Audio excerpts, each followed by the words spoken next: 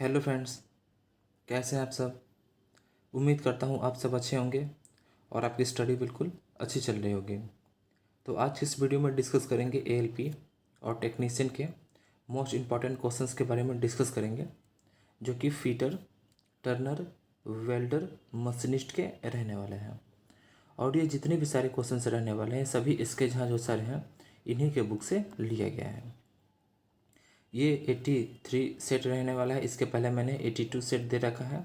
अगर आप लोगों ने नहीं देखा है तो उन सभी वीडियोस को देख सकते हैं प्लेलिस्ट में जाकर। ओके फ्रेंड्स, और फ्रेंड्स अगर आपको फ्री पीडीएफ चाहिए इस वीडियो का या फिर किसी वीडियो का तो आप हमारे टेलीग्राम को ज्वाइन कर सकते हैं। टेलीग्राम का लिंक आपको इसी वीडियो के नीचे डिस्क्रिप्शन में मिल जाएगा, वहाँ से जाकर ज्वाइन कर सकते हैं। ओके फ्रेंड्स, तो फ्रेंड्स अगर आपकी तैयारी पक्की होगी तो आपकी सिलेक्शन भी पक्की होगी। तो आइए अब स्टार्ट करते हैं। तो क्वेश्चन नंबर फर्स्ट है, जार्नो टेपर का अनुपात। तो इसका राइट आंसर हो जाएगा ऑप्शन सी, यानी कि 1:20 होता है। किसका? तो जार्नो टेपर का। और ये जो प्रश्न जो है वो 2014 में पूछा गया वो प्रश्न है। अब जो इम्पोर्टेंट जो पॉइंट्स हैं उन सभी को डिस्कस कर लेते हैं। तो जार्नो टेपर का अनुपात 1:20 होता है। अगला है, जार्नो टेपर लेथ के स्पिंडल की नोज के बाहर की सतह पर किया जाता है। अगला है, जिस पर चक या फेस प्लेट लगा होता है। अगला है, इसका प्रयोग डाई बनाने की मशीन में भी किया जाता है। किसका? तो जार्नो टेपर का। अगला क्वेश्चन है question number second, lathe machine के लीड स्क्रू पर चूड़ियाँ कटी होती है। तो इसका राइट आंसर हो जाएगा ऑप्शन ए, यानी कि एक में थ्रेड कटी होती है। अब जो इम्पोर्टेंट जो पॉइंट्स हैं उन सभी को डिस्कस कर लेते हैं। तो लेथ मशीन के लीड स्क्रू पर एक में चूड़ियाँ यानी कि एक में थ्रेड कटी होती है। अगला है, एक में थ्रेड का जो एंगल जो होता है वो कितना डिग्री का होता है? तो 29 डिग्री का होता है। और ये वाला जो पॉइंट है ये तो बहुत ही ज़्यादा इम्पॉर्टेंट है। अगला है, यह एप्रीन के बीच होता है। अगला है, इसका उपयोग भिन्न भिन्न पीच की चूड़ियाँ काटने के लिए किया जाता है। अगला क्वेश्चन है question number third, Morse taper एक अंतर्राष्ट्रीय स्तर पर स्वीकृति मानक टेपर है। मोर्स टेपर निम्नलिखित संख्या में उपलब्ध होते हैं। तो इसका राइट आंसर हो जाएगा ऑप्शन ए, यानी कि 0 से 7। और ये जो प्रश्न जो है वो 2014 में पूछा गया हुआ प्रश्न है। अब जो इम्पोर्टेंट जो पॉइंट्स हैं उन सभी को डिस्कस कर लेते हैं। यहाँ से प्रश्न पूछे जाते हैं। तो मोर्स टेपर की संख्या 0 से 7 होता है। अगला है, यह 8 प्रकार का होता है। अगला है, इसका उपयोग सबसे अधिक होता है। अगला है, इसे एमटी से प्रदर्शित किया जाता है। अगला क्वेश्चन है क्वेश्चन नंबर फोर्थ, टर्निंग के समय जॉब की गति किसकी अपेक्षा 4 गुना अधिक होती है? तो इसका राइट आंसर हो जाएगा ऑप्शन बी, यानी कि नर्लिंग की अपेक्षा 4 गुना अधिक होती है। और ये जो प्रश्न जो है वो 2015 में पूछा गया वो प्रश्न है। अब जो इम्पोर्टेंट जो पॉइंट्स हैं उन सभी को डिस्कस कर लेते हैं। यहाँ से भी प्रश्न बनते हैं। तो टर्निंग के समय जॉब की गति नर्लिंग की अपेक्षा 4 गुना अधिक होता है। अगला है, नर्लिंग दबाव देकर झिरियाँ डालने की क्रिया है। अगला है, मापक यंत्रों, गेजों तथा औजारों की बाहरी सतह खुरदरी बनाने की प्रक्रिया जो है वो नर्लिंग कहलाती है। अगला है, नर्लिंग के लिए एक विशेष प्रकार के टूल प्रयोग किए जाते हैं।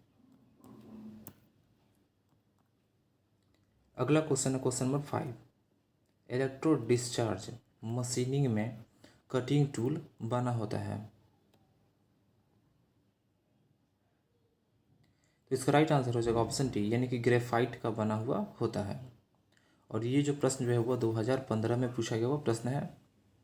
अब जो इम्पोर्टेंट जो पॉइंट्स हैं उन सभी को डिस्कस कर लेते हैं। तो इलेक्ट्रो डिस्चार्ज मशीनिंग में कटिंग टूल ग्रेफाइट का बना होता है। अगला है ग्रेफाइट जो है वो कार्बन का अपरूप है। अगला है मिलिंग ऑपरेशन मुख्यतः दो प्रकार के होते हैं। कौन कौन सा? तो एक होता है अप मिलिंग और दूसरा होता है डाउन मिलिंग। अगला क्वेश्चन है क्वेश्चन नंबर 6। किस लेथ का प्रयोग छोटे जॉब को बनाने के लिए किया जाता है?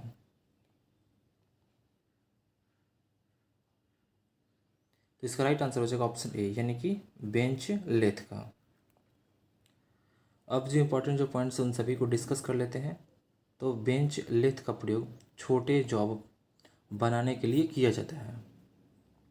अगला है खराद स्पिंडल का चाल जो होता है वो 1200 से 3600 चक्र प्रति मिनट होता है। अगला है खराद स्पिंडल की गति ज्यामितीय श्रेणी क्रम में होती है। अगला है कटिंग स्पीड यानी कि v बराबर पाई dn/1000 मीटर पर मिनट होता है। और ये वाला जो फॉर्मूला है बहुत ही ज़्यादा इंपॉर्टेंट है। अगला क्वेश्चन है क्वेश्चन नंबर 7। लंबे तथा बेलनाकार लट्ठों को पकड़ने के लिए किसका प्रयोग किया जाता है? तो इसका राइट आंसर हो जाएगा ऑप्शन बी, यानी कि कालेट चक्र का प्रयोग किया जाता है। और ये जो प्रश्न जो है वो 2017 में पूछा गया हुआ प्रश्न है। अब जो इम्पोर्टेंट जो पॉइंट्स हैं उन सभी को डिस्कस कर लेते हैं। तो लंबे बेलनाकार वस्तुओं जैसे छड़ को पकड़ने के लिए कॉलेट चक जो है यानी कॉलेट चक का प्रयोग किया जाता है। अगला है कॉलेट चक से वस्तु को पकड़ने पर उस पर कोई निशान नहीं बनता। अगला है कॉलेट चक एलॉय स्टील का बना हुआ होता है।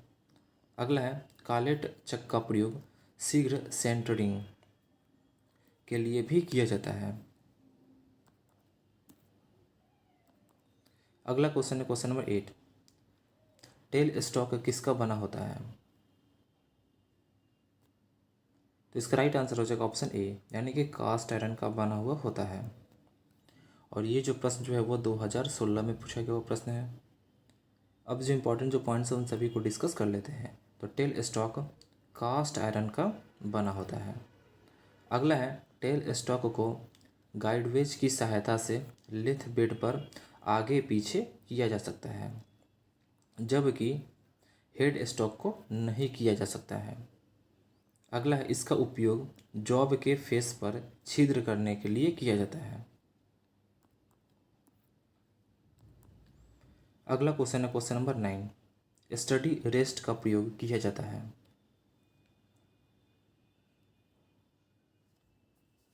तो इसका राइट आंसर हो जाएगा ऑप्शन ए, यानी कि वजन सराहने के लिए किया जाता है। और ये जो प्रश्न जो है वो 2015 में पूछा गया वो प्रश्न है। अब जो इम्पोर्टेंट जो पॉइंट्स हैं उन सभी को डिस्कस कर लेते हैं। तो स्टडी रेस्ट का प्रयोग वजन सराहने के लिए किया जाता है। अगला है स्टडी रेस्ट लेथ बेड पर एक स्थान पर स्थित रहता है और कार्यखंड को सहारा देता है। अगला है स्टडी रेस्ट के नीचे नीचे का जो आधार होता है वो कास्ट आयरन या कार्बन स्टील का बनाया जाता है। अगला है स्टडी रेस्ट में जा की संख्या 3 होती है। अगला क्वेश्चन है क्वेश्चन नंबर 10। निम्न का मिलान कीजिए, यानी कि मिलान आपको करना है। तो इसका राइट आंसर हो जाएगा ऑप्शन ए। अब आइए देख लेते हैं। तो एक का सी, यानी कि एक का सी, यानी कि पतली प्लेट के जॉब को पकड़ने के लिए मैग्नेटिक जो चक है इसका उपयोग किया जाता है। अगला है 2 का ए, यानी कि जो 2 है इसका ए, यानी कि इसकी बॉडी 2 भागों में होती है। किसकी? तो 3 जा जो चक है इसकी जो बॉडी होती है वो 2 भागों में होती है। अगला है 3 का डी, यानी कि थर्ड का डी, यानी कि स्वचालित लेथ पर बार को पकड़ने के लिए कॉलेट चक जो है इसका उपयोग किया जाता है। अगला है 4 का, यानी कि 4 का बी। तो 4 का बी यानी कि फेस पर टी स्लॉट बने होते हैं। किसके? तो जो फेस प्लेट जो होता है इसके फेस पर टी स्लॉट बने होते हैं। तो आई होप आपको समझ में आ गया होगा।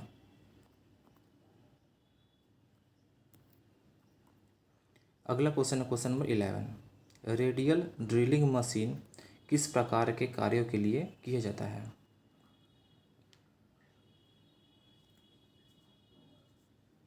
तो इसका राइट आंसर हो जाएगा ऑप्शन बी, यानी कि भारी कार्यों के लिए किया जाता है। और ये जो प्रश्न जो है वो 2017 में पूछा गया हुआ प्रश्न है।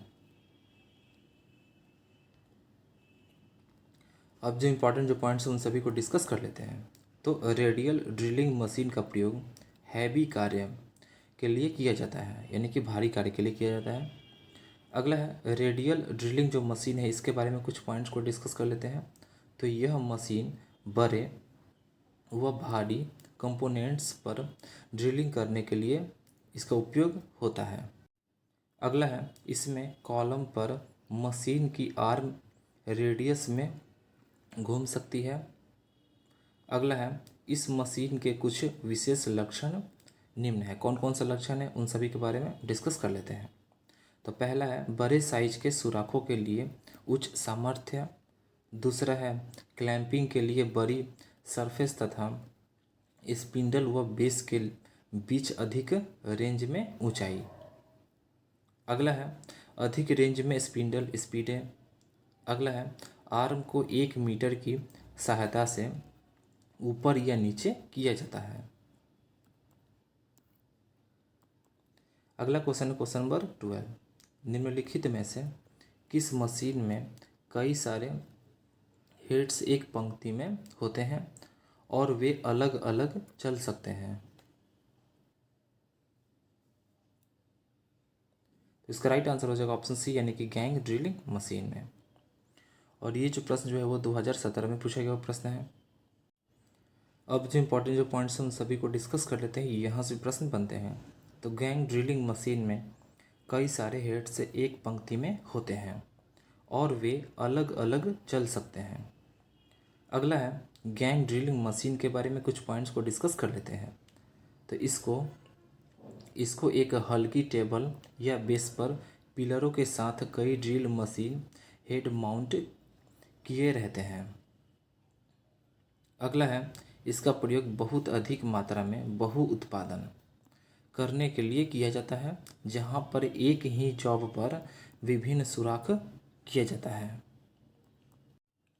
अगला क्वेश्चन है क्वेश्चन नंबर 13। लैपिंग निम्नलिखित में से किससे की जा सकती है? इसका राइट आंसर हो जाएगा ऑप्शन सी, यानी कि हाथ या मशीन से किया जा सकता है। और ये जो प्रश्न जो है वो 2017 में पूछा गया प्रश्न है। अब जो इम्पोर्टेंट जो पॉइंट्स हैं उन सभी को डिस्कस कर लेते हैं। तो हाथ या मशीन से लैपिंग किया जा सकता है। अगला है लैपिंग प्रक्रिया के दौरान बहुत कम धातु हटाई जा सकती है।